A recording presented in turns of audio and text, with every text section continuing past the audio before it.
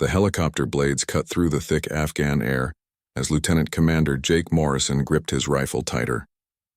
Below them, the mountains stretched endlessly, hiding secrets that had been buried for decades. His team of Navy SEALs was heading into what intelligence called a routine reconnaissance mission. But Jake had learned long ago that nothing in this war-torn country was ever routine. 2 minutes out, the pilot's voice crackled through their headsets. Jake looked at his team, 5 of the best warriors the Navy had ever produced. There was Rodriguez, the team's medic, whose steady hands had saved more lives than he could count. Thompson, their demolitions expert who could blow a door off its hinges or defuse a bomb with equal skill. Chin, their communications specialist who could hack into enemy networks faster than most people could type. Williams, their sniper whose shots never missed their mark. And finally, there was Kowalski, the youngest member of their team, but already proving himself as one of the toughest soldiers Jake had ever served alongside. The mission briefing had been straightforward. Intelligence suggested that a high-value target was using an abandoned compound in the remote Kunar province. The compound sat on a mountainside, overlooking a valley that had seen countless battles over the years. Local villagers spoke in whispers about the place, claiming it was cursed. But Jake and his team didn't believe in curses. They believed in training, preparation, and completing the mission.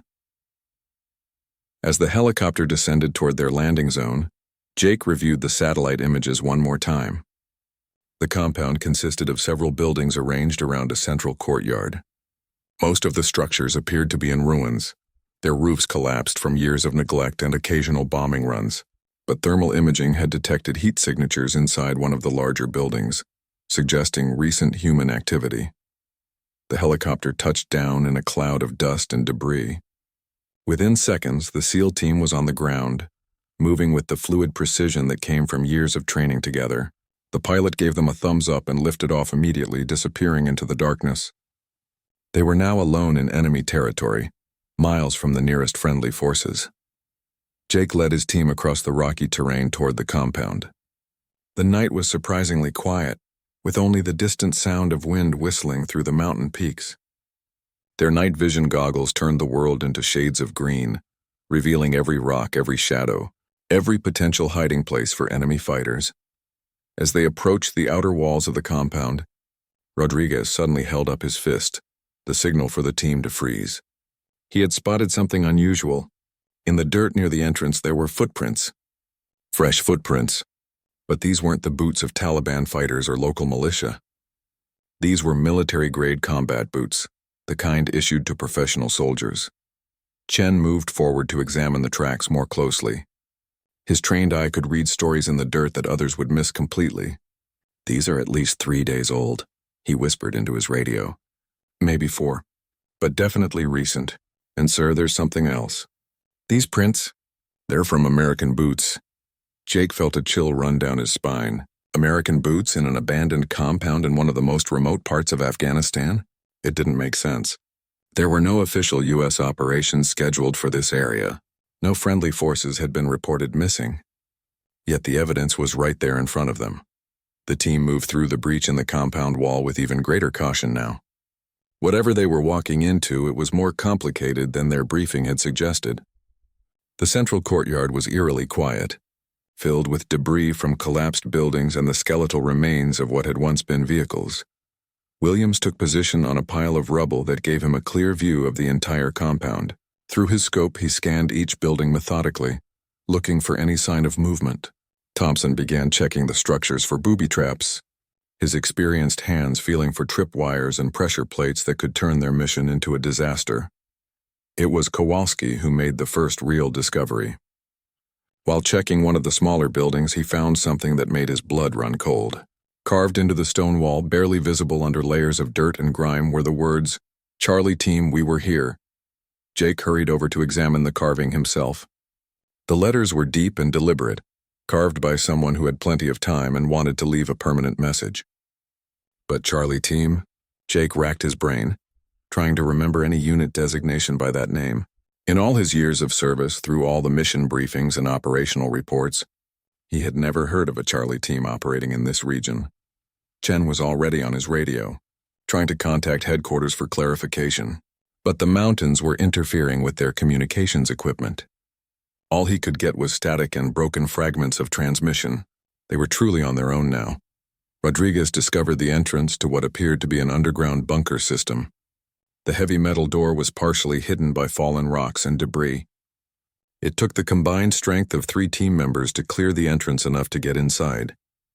The door itself was solid steel, military grade, and definitely not something that local fighters would have installed. As they prepared to enter the underground facility, Jake gathered his team around him. "Whatever we find down there," he said quietly, "we document everything. We take pictures, we collect evidence, and we figure out what happened here. But nobody goes anywhere alone. We stick together, we watch each other's backs, and we all go home alive." The entrance to the bunker yawned before them like the mouth of some ancient beast. The air that drifted up from below carried the scent of something that had been sealed away for a very long time. Jake activated his flashlight and took the first step down into the darkness, his team following close behind. None of them could have imagined what they were about to discover in the depths of that abandoned compound. The truth that waited for them below would challenge everything they thought they knew about their mission, their war, and the sacrifices that had been made in the shadows of this forgotten place. The concrete steps leading down into the bunker were worn smooth by years of use. Jake's flashlight beam revealed walls that were surprisingly well constructed, far beyond anything local fighters could have built. These were military-grade fortifications, designed to withstand artillery strikes and bombing runs. The deeper they went, the more questions arose about who had built this place and why. The narrow stairway opened into a larger chamber that served as some kind of command center. Banks of old electronic equipment lined the walls, most of it covered in dust and obviously non-functional. But Chen immediately recognized some of the technology. "Sir," he whispered, "this equipment is American. Some of it looks like it's from the 1980s, but it's definitely ours." Jake moved his flashlight across the room, revealing details that made his stomach turn. On one wall was a large map of Afghanistan, marked with red pins and handwritten notes in English. Operational plans were still taped to another wall, their edges yellowed with age but their content still readable. These weren't Taliban battle plans or Soviet-era documents. These were American military operations, planned and executed by people who knew exactly what they were doing. Rodriguez found something even more disturbing in one corner of the room. Personal effects that clearly belonged to American soldiers, dog tags, photographs of families back home, letters that had never been sent. He picked up one of the dog tags and read the name aloud. Patterson, Michael J., United States Navy. Thompson was examining what appeared to be a weapons cache when he made a discovery that stopped everyone in their tracks. Behind a false wall, he found a small room that had been set up as living quarters. Sleeping bags, personal items, and even some food supplies that were old but not ancient. Someone had been living in this bunker relatively recently, but it was Williams who found the most shocking evidence. In what appeared to be an office area, he discovered a journal wrapped in waterproof material. The leather cover was worn but intact, and the pages inside were filled with handwriting in English. Jake took the journal carefully, as if it might crumble in his hands. The first entry was dated 15 years ago. The handwriting was neat and precise, clearly belonging to someone with military training. Jake read the first few lines aloud to his team. Day 847 in captivity. The Taliban thinks we're dead. Command thinks we're dead. Maybe it's better that way. At least down here we can plan our escape without anyone trying to rescue us and getting themselves killed in the process. Kowalski found a photo album tucked away in one of the sleeping areas. The pictures inside showed 6 American soldiers in combat gear, clearly taken somewhere in Afghanistan. They looked young, confident, ready to take on the world. One photo was labeled Charlie Team Mission Day 1. The faces in the pictures matched some of the personal effects they had found, scattered around the bunker. Chen finally managed to get their communication equipment working and immediately tried to contact headquarters. But when he asked about Charlie Team and the soldiers whose names they had found, the response was troubling. According to official records, no such team had ever existed. The soldiers whose dog tags they had found were listed as killed in action during a helicopter crash 15 years ago. Their bodies had supposedly been recovered and returned to their families for burial. Jake continued reading from the journal, his voice growing quieter with each entry. The story that emerged was one of betrayal, survival, and determination that few people could imagine. Charlie Team had been on a classified mission when their helicopter was shot down deep in enemy territory. They had been captured by Taliban forces and held prisoner in this very bunker, which had originally been constructed by Soviet forces during their occupation of Afghanistan. But according to the journal, something had gone wrong with their rescue mission. The writer claimed that their own command had decided to list them as killed in action rather than attempt a dangerous rescue operation. They had been abandoned by the very people who had sent them into harm's way. The journal entries described months of captivity, brutal interrogations, and eventually an escape attempt that had partially succeeded. The Taliban guards had been killed, but the soldiers found themselves trapped in the bunker with no way to contact friendly forces. They had decided to wait, to plan and to survive until they could find a way home that wouldn't get them court-martialed for being officially dead. Rodriguez discovered a medical station where someone had clearly been treating serious injuries, old bandages, improvised surgical tools, and medications that had been acquired from unknown sources. The setup was professional, suggesting that at least one member of the team had advanced medical training. There were also signs that surgeries had been performed here, possibly to remove shrapnel or treat gunshot wounds. Thompson found evidence of the team's escape planning in another section of the bunker. Maps with escape routes marked in different colored ink, timetables for guard changes at nearby Taliban positions, and even what appeared to be intelligence gathered on enemy movements in the region. These men hadn't just been hiding. They had been actively working against their captors while planning their eventual return to freedom. As Jake continued reading the journal, he discovered that Charlie Team had actually escaped from the bunker several times over the years. They had conducted their own covert operations against Taliban forces, always returning to their underground hideout before anyone could discover their presence. They had become ghosts, officially dead but still fighting their own private war. The most recent entries in the journal were only 6 months old. The handwriting had become shakier, suggesting that whoever was writing was either injured or ill. The entries spoke of growing desperation, of team members who had died from their injuries or illness over the years. Of the original 6 members of Charlie Team, only 2 were still alive according to the final entries. Williams made another disturbing discovery when he found what appeared to be a makeshift cemetery in a side chamber. 3 graves had been carefully dug and marked with improvised headstones bearing the names and service numbers of fallen team members. These soldiers had died in this forgotten place, their families never knowing that they had survived years longer than officially recorded. Chen was finally able to establish clearer communication with their headquarters, but the information he received only deepened the mystery. When he provided the service numbers from the dog tags they had found, the response was immediate and alarming. All of those soldiers were not only listed as killed in action, but their families had been notified, funeral services had been held, and death benefits had been paid. Jake closed the journal and looked at his team. They had stumbled into something much bigger than a simple reconnaissance mission. They had discovered evidence of American soldiers who had been written off as dead, but had somehow survived for years in enemy territory. Men who had been fighting their own war while the rest of the world moved on without them. The question now was whether any members of Charlie Team were still alive, and if so, where they were now. The journal entry suggested that the bunker had been abandoned recently, but not permanently. Personal items were still arranged as if someone intended to return. Fresh water containers and recently opened food supplies indicated that someone had been here within the past few weeks. As they prepared to search the rest of the bunker complex, Jake couldn't shake the feeling that they were being watched, that somewhere in the darkness beyond their flashlight beams, someone was observing their every move.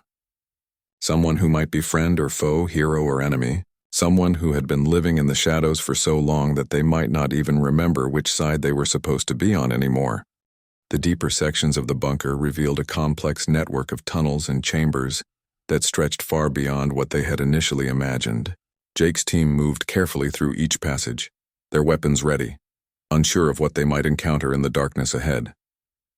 The construction was impressive, clearly the work of military engineers who had built this place to last. Rodriguez discovered a chamber that had been converted into a workshop. The room contained tools, spare parts, and equipment that had been carefully maintained over the years. Someone had been keeping weapons clean and functional, repairing electronic equipment, and even manufacturing improvised explosives from salvaged materials.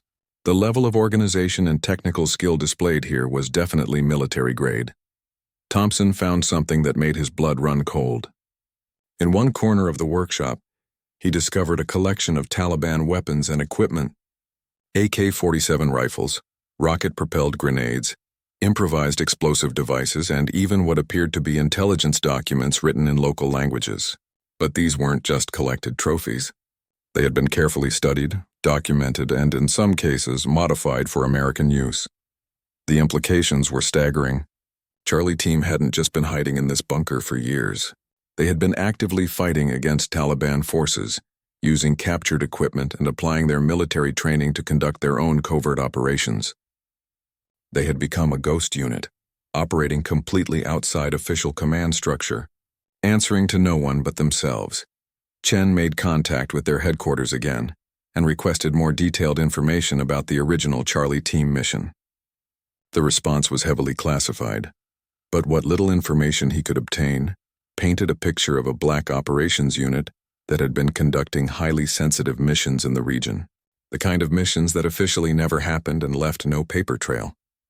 Jake continued studying the journal, finding entries that described specific operations conducted by the surviving members of Charlie Team.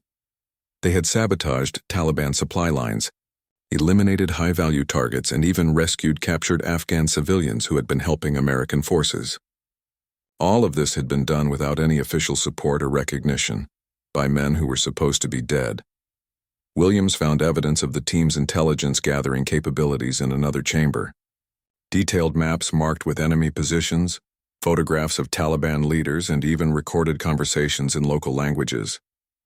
Someone had been conducting professional-level surveillance operations for years, collecting information that would have been invaluable to official military units. But the most shocking discovery came when Kowalski found a hidden compartment behind a false wall. Inside was a collection of official military documents that should never have been in the possession of a supposedly dead unit. Mission briefings for current operations, intelligence reports on enemy activities, and even communication intercepts that were classified at the highest levels. Rodriguez examined the documents carefully. The dates on some of them were recent, within the past month. Someone with access to current military intelligence had been providing information to whoever was living in this bunker. Charlie Team wasn't just operating independently. They had a source inside the official command structure. The journal entries revealed more about how Charlie Team had managed to survive and operate for so long. They had established relationships with local Afghan contacts who provided information and supplies in exchange for protection from Taliban forces. They had created their own network of informants and safe houses throughout the region. But survival had come at a cost. The journal described the slow deterioration of the team's physical and mental health over the years. Combat injuries that never properly healed, psychological trauma from years of isolation and constant danger, the gradual loss of hope that they would ever be able to return to their normal lives. Thompson discovered a medical log that documented the deaths of 3 team members over the years. One had died from infected wounds that couldn't be properly treated in their underground hideout. Another had been killed during a Taliban raid that had nearly discovered their location. The third had simply given up, unable to cope with the psychological pressure of their situation. The surviving members of Charlie Team, according to the journal, were Staff Sergeant Marcus Webb and Corporal David Chen. Not related to their own Chen, but the coincidence of names was unsettling. The final entries described Webb as the team leader who had kept them alive through sheer force of will and military expertise. Chen was described as the team's communications specialist who had somehow maintained their connection to the outside world. Jake's team found evidence of recent activity throughout the bunker: fresh food supplies, recently used medical equipment, and even warm ashes in a makeshift heating system. Whoever had been living here had left recently, but they clearly intended to return. Personal items were still in place, and the journal had been left open to the most recent entry. Chen finally received more detailed information from headquarters about the original Charlie Team mission. The classified details painted a picture of a unit that had been sent to eliminate a high-value Taliban leader who had been responsible for numerous attacks on American forces. The mission had gone wrong when their helicopter was shot down, and official reports claimed that all team members had been killed in the crash. But according to the journal, the crash had been a setup. Someone with knowledge of their mission had leaked information to Taliban forces, ensuring that the helicopter would be shot down in a specific location. The surviving team members had been captured and tortured for information, but they had managed to escape and establish their hidden base of operations. Williams found a communication setup that explained how Charlie team had maintained contact with the outside world. They had improvised a radio system using salvaged equipment and had been monitoring military communications for years. They knew about current operations, troop movements, and even changes in command structure. They had been living in the shadows but staying informed about the war that continued around them. The most disturbing discovery came when Rodriguez found a list of names written in the back of the journal. American military personnel, including some high-ranking officers who were suspected of being involved in the betrayal that had led to Charlie team being abandoned.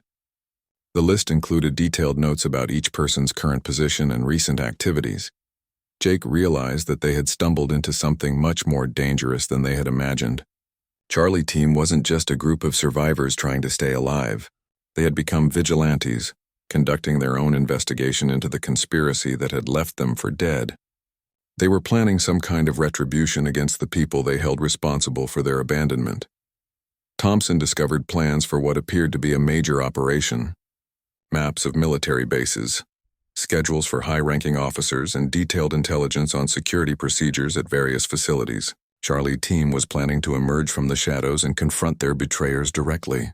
The question was whether they planned to seek justice through official channels or take matters into their own hands. As Jake's team prepared to leave the bunker to continue their search for the surviving members of Charlie team, they heard something that made them freeze in place.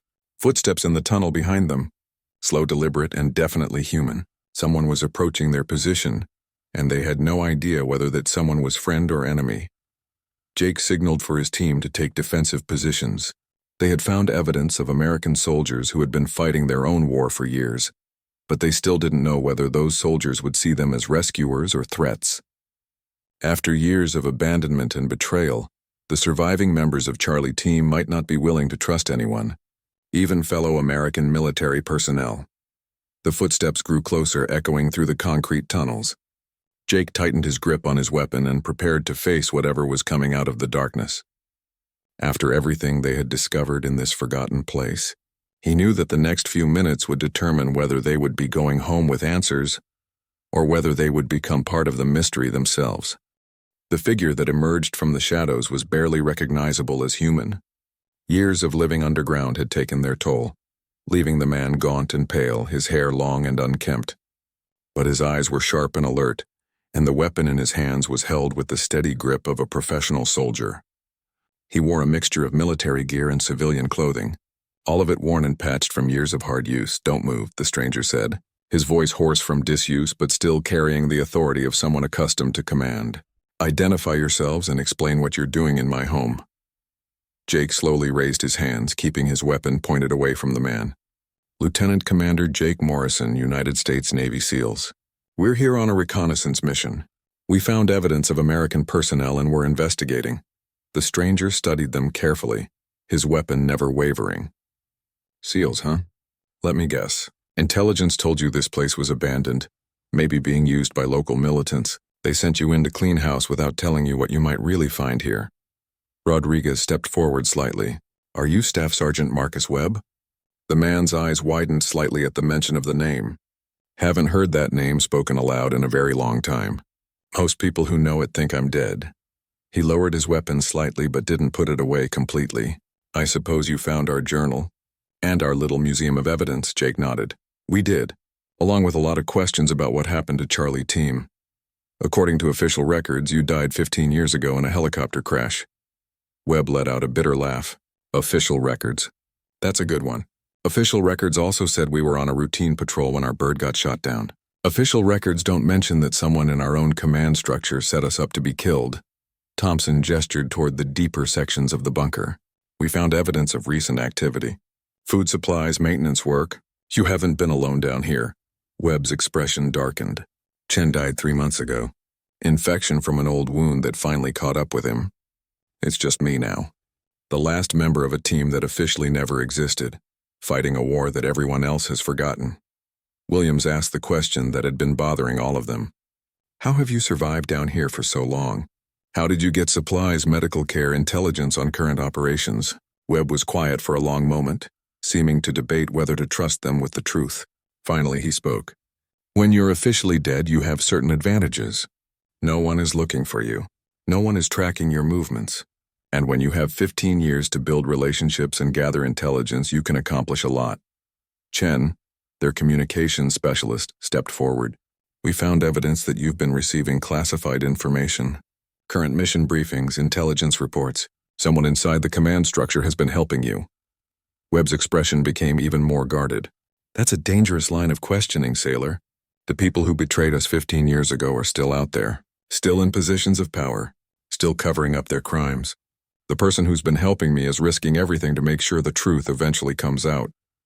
Jake realized they were dealing with something much more complex than they had imagined. What truth? What really happened to your team? Webb gestured for them to follow him deeper into the bunker. Come on. If you're going to understand this mess, you need to see everything. But I'm warning you, once you know the truth, you'll be in as much danger as I've been for the past 15 years. He led them to a chamber they hadn't discovered yet, one that was set up as a sophisticated intelligence center. Banks of computers, communication equipment, and filing cabinets filled with documents and photographs. The setup was impressive, clearly the work of someone with professional training and substantial resources. This is where I've been conducting my own investigation, Webb explained. 15 years of gathering evidence, tracking down witnesses, and building a case against the people who betrayed us. What I've discovered will shock you. Rodriguez examined some of the documents spread across a large table. These are internal military communications, budget reports, personnel files. How did you get access to all of this? Webb pulled out a thick folder and set it on the table. Charlie Team wasn't just any unit. We were handpicked for a special operation that was supposed to eliminate a major Taliban leader. But the real target wasn't the Taliban. We were sent to kill someone who was threatening to expose a massive corruption scandal involving American military contractors. Thompson leaned in to examine the documents more closely. You're talking about military contractors? What kind of corruption? Webb opened the folder to reveal photographs, financial records, and communication intercepts. Billions of dollars in fraudulent contracts. Equipment that was never delivered. Construction projects that existed only on paper.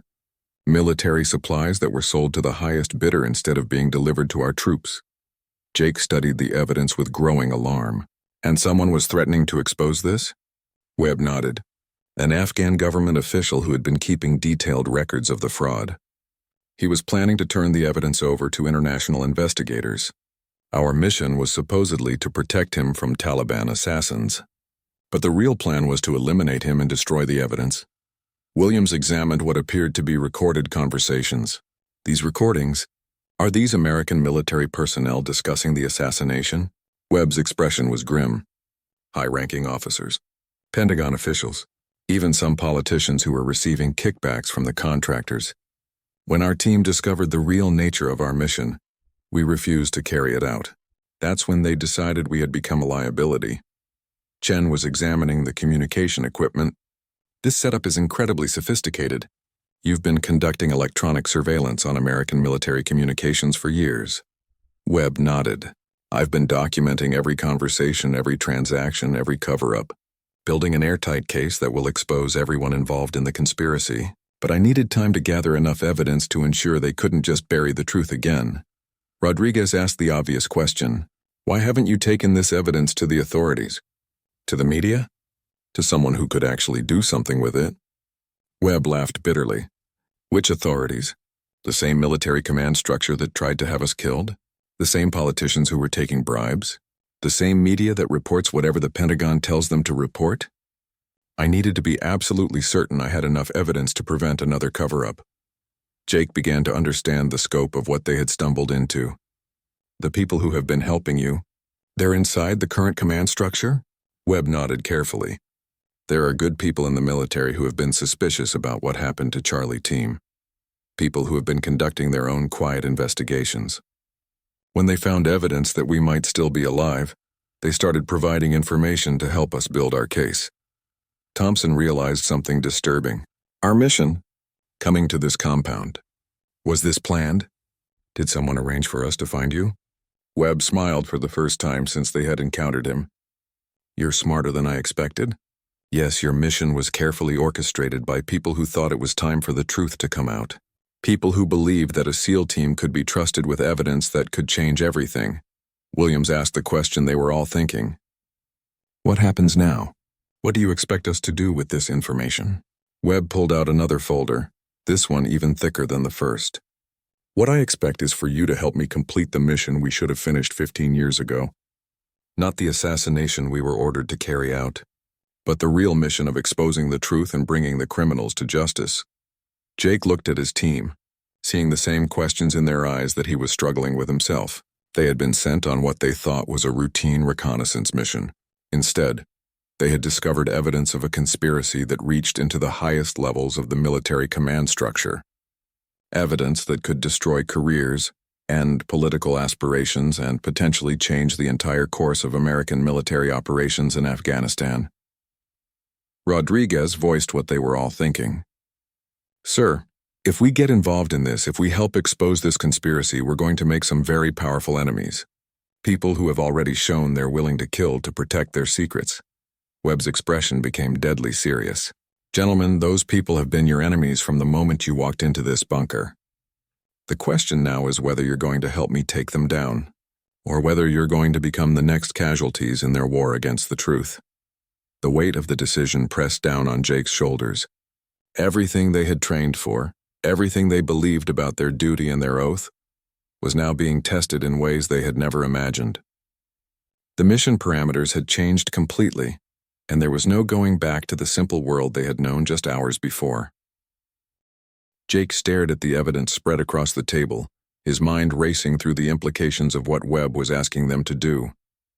This wasn't just about helping one soldier who had been betrayed. This was about taking on a conspiracy that involved some of the most powerful people in the American military establishment. People who had already demonstrated they were willing to kill to protect their secrets. Webb sensed their hesitation. I know what you're thinking. You're wondering if you can trust me. You're wondering if 15 years of living in a hole in the ground might have driven me insane. You're wondering if this evidence is real, or if it's the product of a paranoid mind looking for patterns that don't exist. Rodriguez examined one of the financial documents more closely. These bank account numbers, these transfer records, they show millions of dollars being moved through offshore accounts. If this is real, we're talking about systematic theft of taxpayer money on a massive scale. Webb nodded. $23 billion over the past 12 years. Money that was supposed to buy equipment for our troops, build schools and hospitals for Afghan civilians, and support reconstruction efforts. Instead, it went into the personal accounts of contractors and the politicians who protected them. Thompson was studying what appeared to be shipping manifests. These records show equipment being delivered to locations that don't exist. Weapons shipments that were supposed to go to Afghan security forces, but ended up being sold to the highest bidder. Some of this stuff probably ended up in the hands of the Taliban. Webb's expression darkened. That's exactly what happened. The same people who were stealing from the American taxpayers were also arming our enemies. They were playing both sides, making money from the war while ensuring it continued long enough for them to maximize their profits. Chen, their communications specialist, was examining the electronic surveillance equipment. This setup you have here, it's more sophisticated than what we use for official intelligence gathering. How did you acquire all of this? Webb smiled grimly. When you're officially dead, you can operate in ways that living people can't. No background checks, no oversight, no questions about where your funding comes from. I've had 15 years to build relationships with people who have access to the kind of equipment and information I needed. Williams asked the question that was bothering all of them.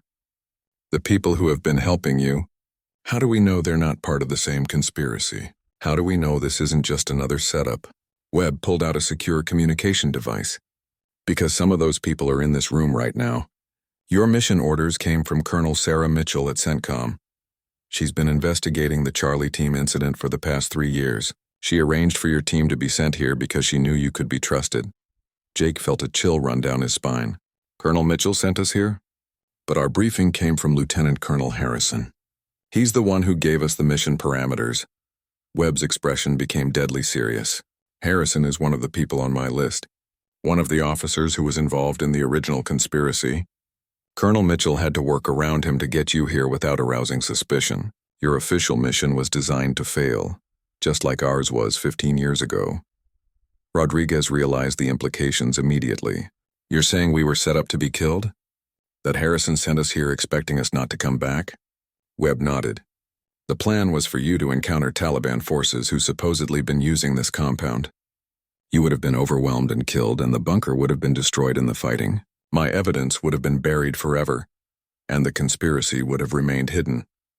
Thompson was examining detailed floor plans of various military facilities. These blueprints, they show security layouts for bases throughout Afghanistan, and some of these facilities are back in the United States.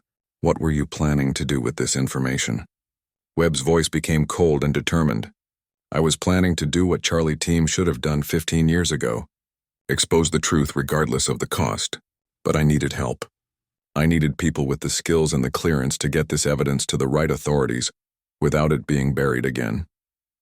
Jake studied the faces of his team members, seeing the same struggle he was experiencing. Everything they had been trained to believe about chain of command, about following orders, about trusting their superiors, was being challenged by the evidence in front of them. Chen received an incoming communication on their radio equipment. The message was brief and coded, but the urgency was clear. Sir, he said to Jake, we're receiving orders to extract immediately. Priority 1. No delays, no exceptions. Webb grabbed Jake's arm. Don't you see? They know you're here. They know you found me and seen the evidence. That extraction order isn't coming from Colonel Mitchell. It's coming from the same people who tried to have Charlie Team killed 15 years ago. Jake's mind raced as he processed the implications. How could they know we're here? Our communications have been limited, and we haven't reported finding you yet. Webb pointed to Chen's radio equipment. Because they've been monitoring your communications from the beginning. Every transmission you've made has been intercepted. They know exactly what you've discovered, and they know you're now a threat to their operation. Williams checked his watch. If that extraction order is legitimate, we have less than 30 minutes before our pickup arrives. If it's not legitimate, Webb finished the thought, then you have 30 minutes before they send in a strike team to eliminate all witnesses. Just like they did with us 15 years ago. Rodriguez was studying the evidence with growing alarm. Some of these documents, they're recent. Within the past 6 months, this conspiracy isn't just historical. It's still active. They're still stealing money, still covering up their crimes. Webb nodded grimly. The war in Afghanistan was supposed to end, but these people found ways to keep the money flowing. Private security contracts, reconstruction projects that never get completed, equipment sales to allied nations that end up in the wrong hands. The location changed, but the corruption continued. Thompson discovered something that made his blood run cold. Sir, look at this.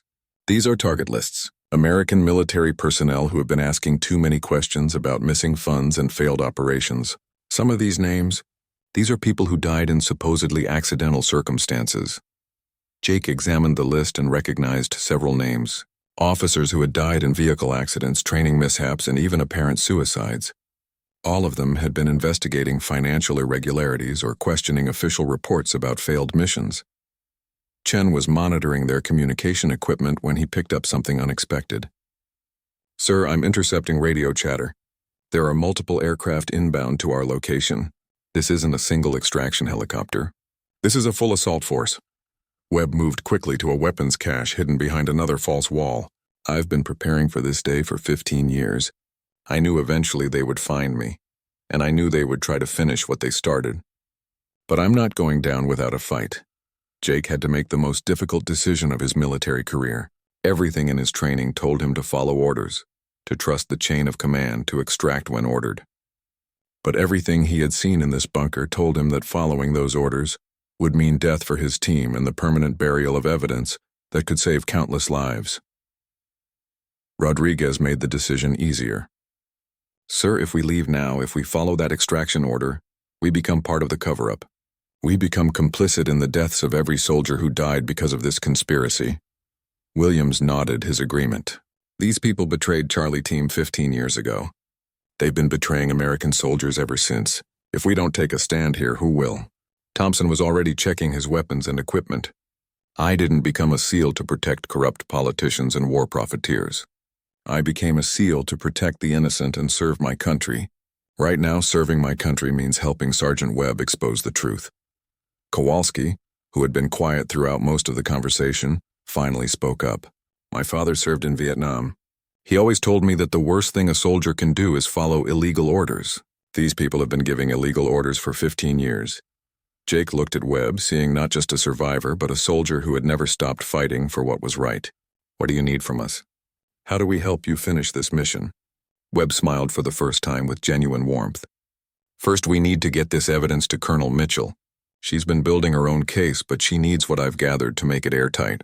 Second, we need to survive the next few hours while the people who betrayed us try to clean up their mess one more time. Chen was monitoring multiple radio frequencies now. Sir, I count at least 6 aircraft inbound.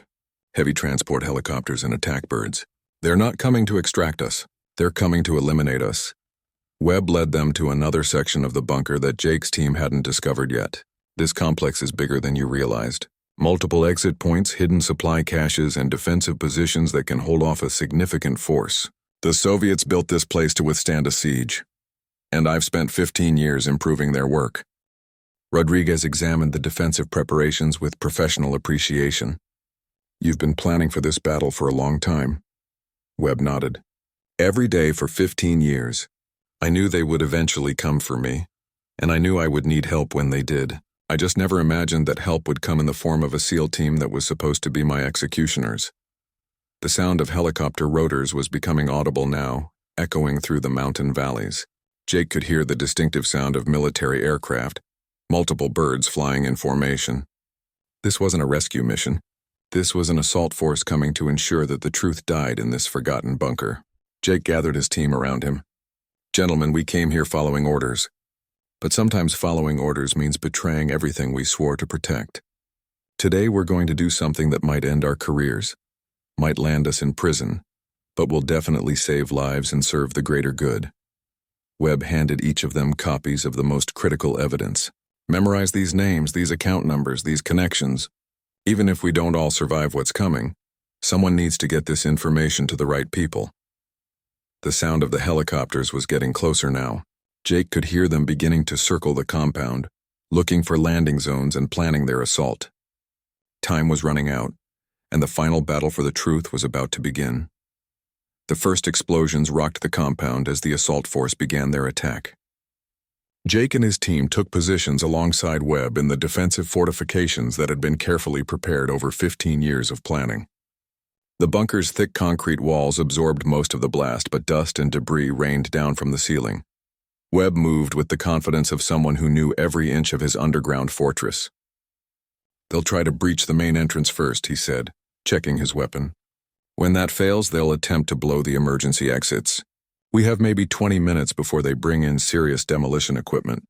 Chen was monitoring enemy communications through captured radio equipment. I'm hearing at least 30 hostiles on the ground. They're setting up a perimeter around the entire compound. Professional soldiers, not local militia. Jake realized the scope of what they were facing. This isn't just a cleanup operation. This is a full-scale military assault. They're not taking any chances this time.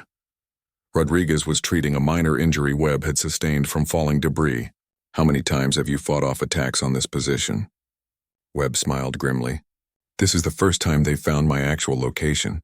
I've led Taliban forces and other searchers to decoy positions over the years, but this bunker has never been directly assaulted. Today will determine whether 15 years of preparation was enough. Thompson discovered something disturbing while monitoring the defensive systems. Sir, they're not just trying to capture us. They're setting up demolition charges around the entire compound. They're planning to bring the whole mountain down on top of us. Williams, positioned at one of the observation points, reported enemy movements. Multiple teams moving in coordinated patterns. These aren't regular infantry. This is a special operations unit, probably the same kind of Black Ops team that was supposed to eliminate Charlie Team originally. The sound of drilling began echoing through the bunker walls. The assault force was using specialized equipment to breach the reinforced barriers that protected the main entrance. Webb had prepared for this possibility. But he knew his defenses could only hold for so long against professional military engineers. Jake made a difficult decision. Chen, try to establish communication with Colonel Mitchell. Use Webb's secure equipment. We need to get word to someone in authority about what's happening here. Chen worked frantically with the communication gear, while explosions continued to rock the compound above them. Sir, I'm getting something. It's encrypted, but I think it's Colonel Mitchell's frequency. The voice that came through the static was clear and urgent. Webb, this is Mitchell. We know they found you. We're trying to get support to your location, but they've declared the area a training exercise. All friendly forces have been ordered to stay clear. Webb took the microphone. Colonel, the SEAL team is with me. They've seen the evidence. They know the truth about what happened to Charlie Team and what's been happening since. Mitchell's response was immediate. Copy that. We need that evidence to reach the Senate Intelligence Committee. Senator Patricia Reynolds has been investigating the financial irregularities. She's the only person in Washington with enough authority and integrity to act on what you've discovered. Rodriguez realized the implications. They're not just trying to kill us to cover up past crimes. They're trying to prevent us from exposing ongoing criminal activity that reaches into the highest levels of government. Another series of explosions shook the bunker, this time much closer to their position. The assault force had breached the outer defenses and was working their way toward the main bunker complex. Webb led them through a series of reinforced tunnels toward a secondary defensive position. Thompson was carrying the most critical evidence files in a waterproof case.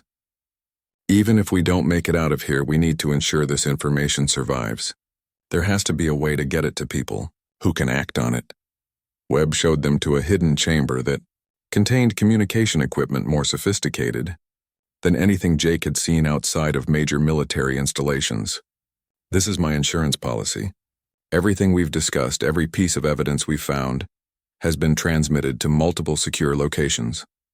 Even if they kill us all, the truth will survive. Chen was amazed by the setup.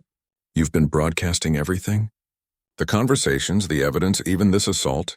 Webb nodded. Live feed to Senator Reynolds, Colonel Mitchell, and 3 investigative journalists who have been working on this story for months. The assault happening right now is being recorded and transmitted in real time. They can't cover this up. William spotted movement through one of the observation ports. Contact front. They've breached the main tunnel system. Multiple hostiles moving toward our position with heavy weapons. Jake realized they were running out of time and options. Webb, is there an escape route? A way to get some of us out of here alive? Webb pointed toward a tunnel that led deeper into the mountain. There's an old mining tunnel that connects to a valley on the other side of the ridge. But it's a dangerous route and it would take hours to traverse. Most importantly, someone needs to stay here to ensure the communication equipment keeps running. Rodriguez understood immediately. You're planning to stay behind. You're planning to sacrifice yourself to ensure the evidence gets out. Webb's expression was calm and determined. I've been dead for 15 years according to official records. It's time to make that official, but you men still have lives to live, families to return to, and a duty to serve your country by exposing the truth. Thompson refused to accept that outcome. We don't leave men behind. That's not how SEALs operate. We find a way to get everyone out or we all stay and fight together. The sound of approaching footsteps echoed through the tunnels. The assault force had penetrated deeper into the bunker complex than Webb had anticipated. They were running out of time to make their decision. Jake made the call that would define the rest of their lives. Chen, you take the evidence and use the escape tunnel. Your job is to get that information to Senator Reynolds and ensure it reaches the right people. The rest of us will hold this position and keep the communication equipment operational. Chen started to protest, but Jake cut him off. That's an order. Your technical skills make you the most likely to successfully navigate the escape route and establish contact with friendly forces. Webb handed Chen a small device. This contains everything. Financial records, communication intercepts, personnel files, everything needed to expose the entire conspiracy. Guard it with your life. The assault force was getting closer now. Jake could hear them setting up heavy weapons in the tunnel approaches. In minutes, they would launch their final assault on the communication center that contained 15 years of evidence gathering. Rodriguez was treating wounds on several team members who had been injured by debris from the ongoing bombardment. Sir, we can hold this position, but not for long. They have superior numbers and heavy weapons, Williams reported from his observation post. I count at least 20 hostiles in the immediate area. They're setting up for a coordinated assault from multiple directions. Thompson was preparing demolition charges of his own. If we're going to make our last stand here, we're going to make it count. These charges will bring down half the mountain if they breach our final defensive line. Webb looked at each member of Jake's team with genuine respect. 15 years ago, Charlie team was betrayed and abandoned. Today, we're standing together with the finest soldiers America has ever produced. Whatever happens next, we're going to ensure that the truth survives. Jake checked his weapon one final time and prepared for the battle that would determine whether 15 years of hidden truth would finally see the light of day. Gentlemen, today we're not just fighting for our lives. We're fighting for every soldier who died because of this conspiracy, and every soldier who will die if we fail to expose it. The final assault began with a thunderous explosion that shook the entire mountain, but in a secure location miles away, Senator Patricia Reynolds was receiving a transmission that would change everything. The evidence that Charlie team had died to protect, and that Jake's team was now dying to expose, was finally reaching people who had the power to act on it. The truth that had been buried for 15 years was about to surface, regardless of what happened in the depths of that forgotten bunker. Webb's sacrifice, Charlie team's perseverance, and Jake's team's courage had ensured that justice would finally be served, even if none of them lived to see it.